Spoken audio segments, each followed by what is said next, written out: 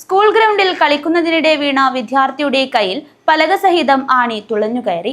ബല്ല government higher secondary സ്കൂളിലെ വിദ്യാർത്ഥി വിഘ്നേഷിന് രക്ഷകരായി fire force എത്തി. സ്കൂൾ ഗ്രൗണ്ടിൽ കളിക്കുന്നതിനിടെ വീണ വിദ്യാർത്ഥിയുടെ കയ്യിൽ പലക സഹിതം ആണി തുളഞ്ഞുകയറി. ഉടൻ തന്നെ കുട്ടിയെ ജില്ലാ ആശുപത്രിയിൽ എത്തിച്ചെങ്കിലും ആണിയും പലകയും നീക്കാനായില്ല. ആശുപത്രി അധികൃതർ അറിയിച്ചതിനെ തുടർന്ന് കാഞ്ഞങ്ങാട്ട് നിന്ന് ഫയർഫോഴ്സ് എത്തി കുട്ടിയെ രക്ഷപ്പെടുത്തി. ചൊവ്വാഴ്ച ഉച്ചയോടെ ബല്ല ഗവൺമെന്റ് ഹയർ സെക്കൻഡറി സ്കൂൾ ഗ്രൗണ്ടിലാണ് സംഭവം.